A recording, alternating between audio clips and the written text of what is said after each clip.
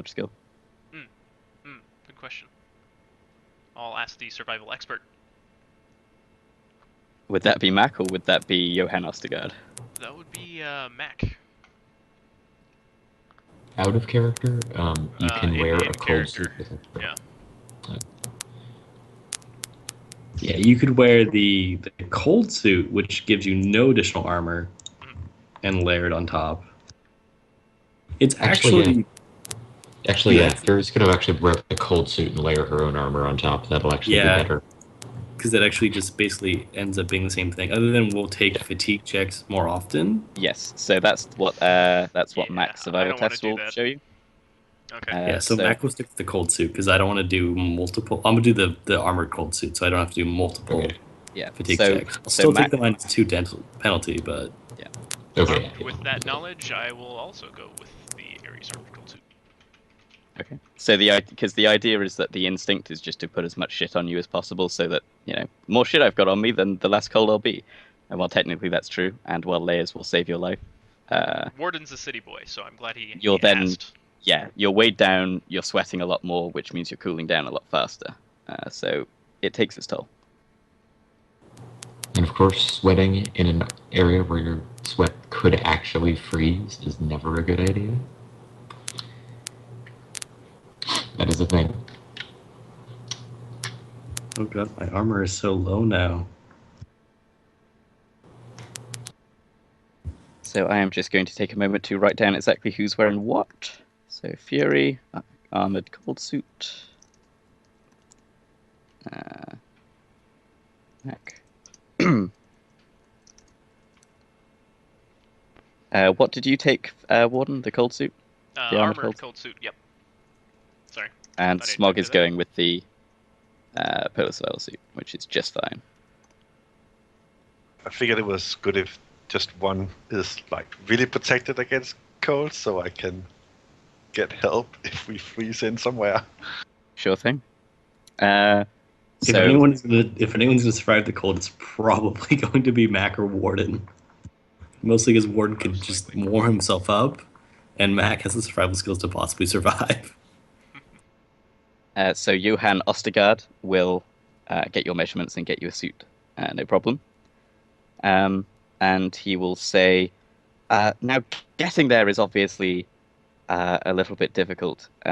We have a staging area where we typically fly out of. You are the experts of how you want to approach the facility. We have no idea if the mercenary team is still there or what's going on. I mean, that's exactly what we're hiring you to find out. So it's up to you whether you want to take a helicopter, which would of course be much faster, or whether you would prefer to take land vehicles. The problem with that is that it would take exceptionally longer on land. You would have to be navigating, navigating the Arctic, which is always a difficulty. Which means you'll be outside for longer, which will mean you may arrive significantly fatigued compared to if you were sitting in a helicopter. So air access might give them a bit more of a heads up that we're coming, but we're going to be in better shape, so I'm going for that route. Of course, if anyone else has thoughts, that would be most appreciated. I'm simply a direct assault specialist. Yeah, I'm going to double check with my team, but I'm pretty sure none of us have that good of driving skills, nor do any of us have repair skills in case these things break down.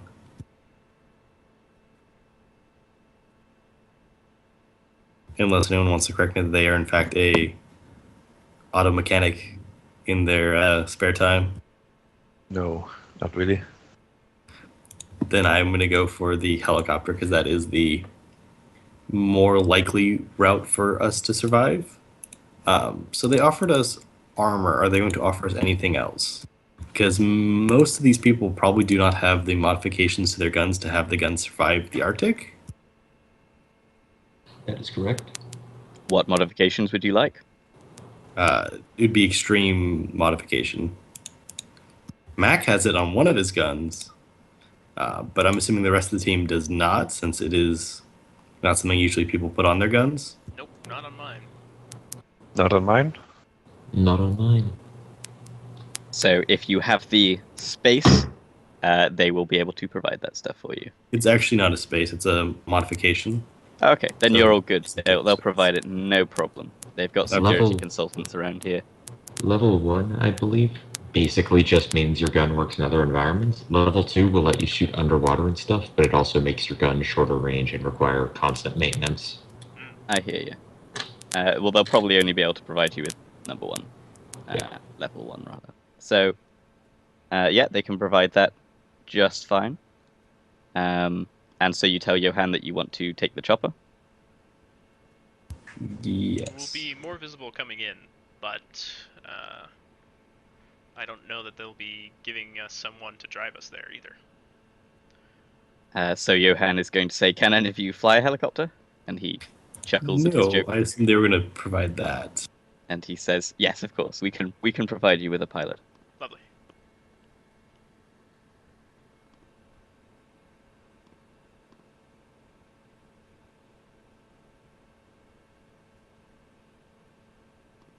Okay. Is there anything else you wanted? No, that'll be it. So I already have it on one of my guns, so I'm going to take it on my parashield dart rifle, Mm-hmm. and that'll be it. Okie dokie. I Fury will slapping also. it on all her guns. So we might be there for a while potentially. So some extra food and some survival gear for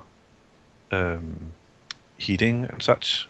Oh, Be how glad I appreciated. am that you brought that up. Yes. So he is happy to provide you on request with basic survival kits. So rations and survival kit stuff. Okay. Mike already had one, but he will happily take, I guess, the second one or refill his first. Yeah, I'll take a second one. Fury already has her survival gear ready. I'll take one as well. Okie dokie. Anything else? I'm going to roll survival to see if there's anything else I am forgetting.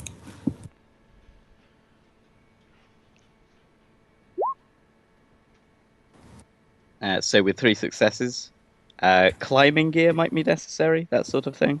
I do have my own set of climbing gear, but I will ask for the rest of the group. I'm also going to ask for all maps he has, like actual map softs of the area, of the facility, everything like that. Everything that he can give me that's not classified. Because He map will soft actually... happily give you Okay. a map of the area, and it is at this point where I will swap you over to another map on Roll20. Okay, because map swaps actually give you a mechanical benefit. For navigation. You may rules, have to zoom I out. think. Can everyone see that? That is really cool. Did you draw that or did you find that? I had a friend draw it for me. That Very is nice. really cool. Wow. That is really nice. Cosmos. And that actually looks like a perfectly feasible, realistic Arctic base. I agree. I do like it so. Especially because each building is raised. Hmm. And they're separated. Yep. So he will give you the map soft, which will allow you to take a look-see at this. And he will happily explain to you what everything is if you need the explanations. I will, he is the expert in the field here, so Mac will listen to everything he has to say. It is always best to get the judgment of the guy on the ground because he has the most to say. Even if it's just, oh, the wind, like it's even the stupid things he's going to say are going to be useful because they're things he's noticed here. Mm-hmm. So the first thing he points out, that big round dish with the H on it, that's the helicopter pad. That is where the helicopter lands. Mm-hmm. To the left of that, if you can see my little ping thing, that's the garage where the vehicles are kept. I forget what the vehicles are called. Let me just look through my notes. MCT Fox pickup trucks are kept there. designed for Arctic exploration.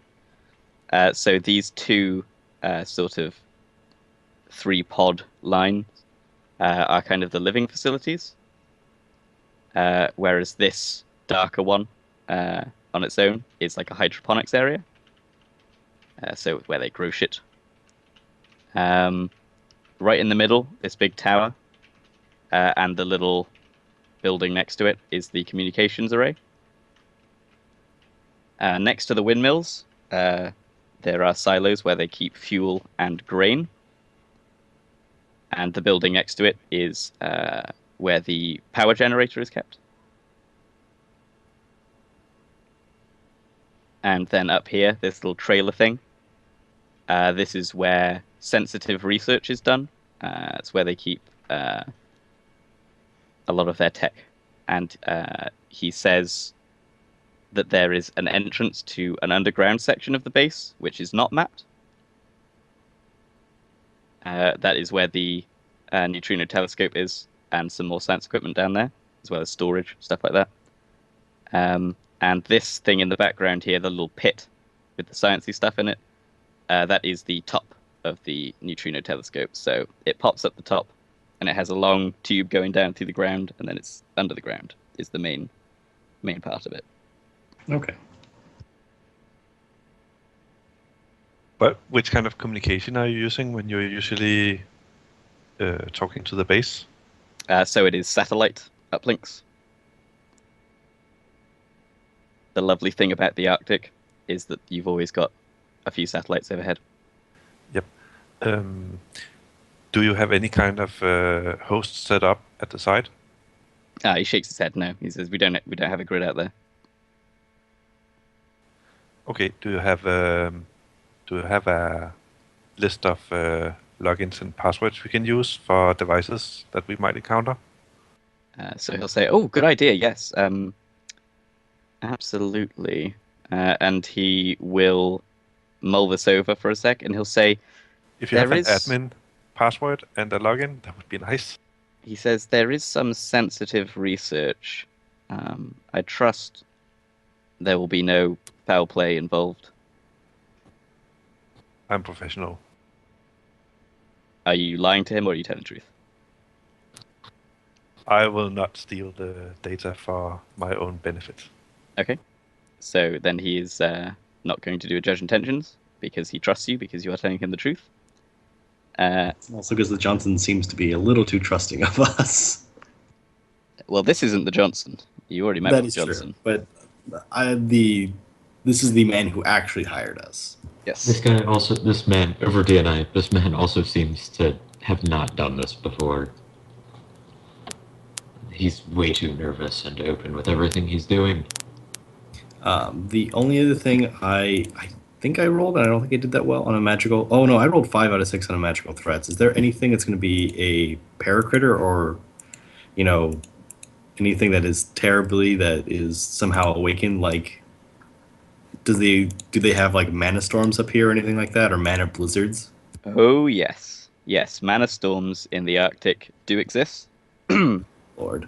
Oh boy. It is entirely possible that there is one in the area. They tend to appear and descend and go away as fast as they did. As for awakened paracritters and stuff like that, sometimes yes. At this point in the year, you would expect stuff like awakened polar bears and things like that to be in hibernation. So unless there's one wandering around that is starving, that could be a problem. But so unless... the odds are gone down, but it is still a possibility in reality. Like, so it's basically like if you encountered a polar bear in real life, if you encountered it during hibernation season, you would have to be afraid of it, because that means that it isn't fed enough to hibernate. Right. So it's just going around eating everything. So if we see something, we are probably going to have to kill it. Yeah, maybe. Or at least put it to sleep and run away. Well, Right. With this discovery that there are monostorms, I am even more excited to helicopter in and get inside as fast as we can. Yeah, that sounds safer. Is there anything set up to track these mana storms? Like, I know they have like all the